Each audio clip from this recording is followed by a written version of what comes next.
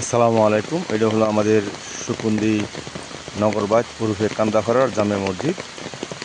আজকে আমরা দেখাবো আপনাদের গ্রামের পুরো পাশ থেকে মসজিদে আসার যে রাস্তার দুরবস্থা কিছু চিত্র। এই যে এটা হলো মসজিদের পুরো পাশ, যা ভেঙে অলরেডি পুকুরের ভিতরে বিলীন হয়ে গেছে। ওই দিকে দেখা যাচ্ছে যে উত্তর পার, সেটাও পানির ভিতরে পড়ে গেছে। এইদিকে দক্ষিণ পার, এটাও পানির ভিতরে পড়ে গেছে। মানে এখন মসজিদে যাওয়ার রাস্তা বড়ই করুণ দুরবস্থা। আর এটা হলো আমাদের পূর্ব পাশের রাস্তাটা, যেটা আমাদের বাড়ির দিক থেকে আমরা মসজিদে আসি, সেটা সেই একটা রাস্তা। এই রাস্তাটার আনুমানিক বয়স 40 বছর হতে পারে। এই 40 বছরও আমাদের দুর্ভাগ্য গ্রামবাসীর রাস্তাটা ইটের সরিং বা পাকা এখনও হয়নি। প্রশাসনের নেতাদের দৃষ্টি এখানে পড়েনি। এই জন্য আমাদের গ্রামবাসীর করুণ দুরবস্থা।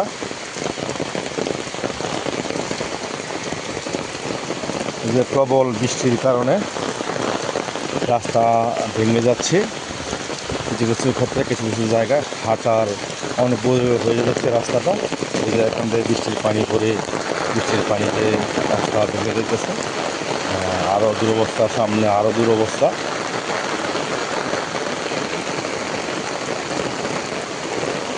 এই যে রাস্তার উপর যা পানি দিয়ে এই যে এখানে রাস্তা ভাঙতেছে, এই যে এখানে অলরেডি ভেঙে ভিতরে এসে গেছে। এটা হচ্ছে আমাদের বিল, নগরদারির বিল। আর হচ্ছে এই যে এখনও রাস্তা ভাঙতেছে, চারদিকের পানি এসে রাস্তার উপর দেওয়া যায়, সেই কারণে এখনও রাস্তা ভেঙে যাচ্ছে।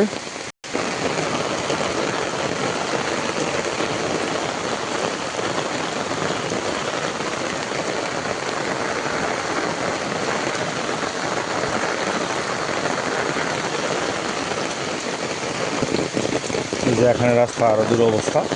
রাস্তা অলরেডি কিছু অংশ পানির ভিতরে চলে গেছে। মানুষের বাড়ির পানি এসে এখানে রাস্তা আরও একটু ভেঙে গেছে। এই যে রাস্তার অবস্থা, এখান থেকে একটা সিএনজি, অটো, লিভারটেক রিক্সা কোনোদের এখন যাইতে আগ্রহী না। আমরা তাদেরকে বললে আমাদের এই এলাকার কথা, তারা আসতেই আগ্রহী দেখায় না, রাজি হয় না। এটা হলো আমাদের কালভার্ট। এই যে কালভার্টের এখানে আরও দুরবস্থা।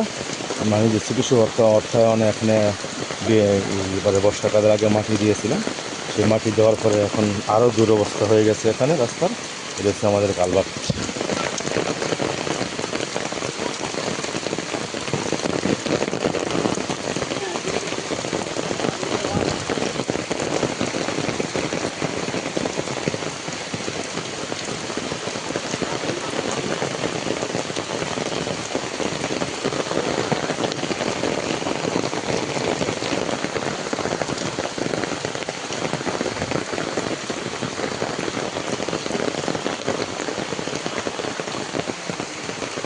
এই যে রাস্তার দুরবস্থা, এখান দিয়ে আরও খারাপ। মানুষের রাস্তায় হাঁটা চলাচলের সময় যেভাবে এখন বর্তমানে পিস্তা খাইয়া মানুষের হাত পাও ভাঙার উপক্রম হয়ে গেছে, তবে এখন তিনি কারো হাত পাও ভাঙেনি।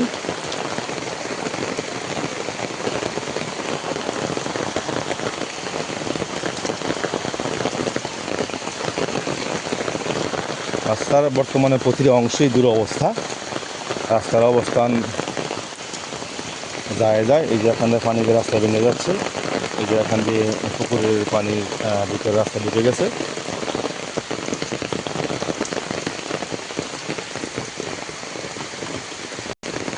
এখানে পুকুরের পানি রাস্তার পানি সমান সমান হয়ে গেছে।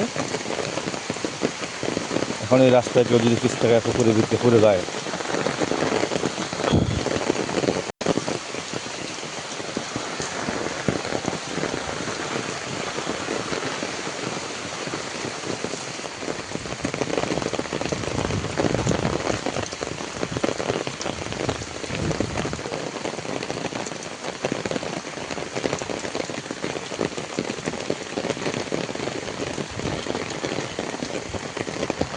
এই যে এখন দেখেন এটা হচ্ছে আমাদের রাস্তার একটা সুঙ্গা, আমাদের বাসার সুঙ্গা বলে। একটা পাইপ, 2-4টা পাইপ একত্রিত করা, এটার মাঝে একটা ফাটল দেখা দিছে। কবে নাগাদ দিন এটার দুরবস্থা হয়ে যায় তাও জানা নাই। এই যে সামনের রাস্তার আমাদের গ্রামে ঢুকার মেন সাইড যেটা, যেখান থেকে আমরা ঢুকি গ্রামে, সেই জায়গার রাস্তার অবস্থা আরও দুরবস্থা। এই যে অবস্থা দেখেন, এখানে কাদামাটির অবস্থা আরও কঠিন। সামনে আমাদের একদিরা ইউনিয়নের, আমাদের এখান থেকে শুরু একদিরা ইউনিয়নের পাকা রাস্তাটা যেটা যে রাস্তা হাতিরদা বাস স্ট্যান্ড থেকে বগার দিয়ে গেছে, সেই রাস্তার কর্নারটা হচ্ছে এখানে।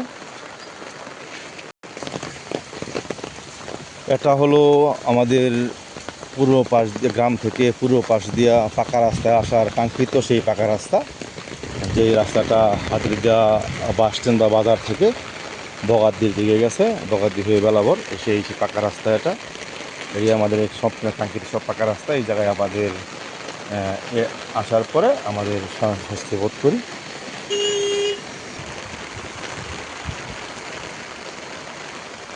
তবে এই রাস্তার জন্য আমি সকলের সুদৃষ্টি কামনা করছি। যাদের দায়িত্বে আছে, যারা দায়িত্ব গ্রহণ করার উপযোগী, তারা নিজ দায়িত্বে দায়িত্ব গ্রহণ করবেন।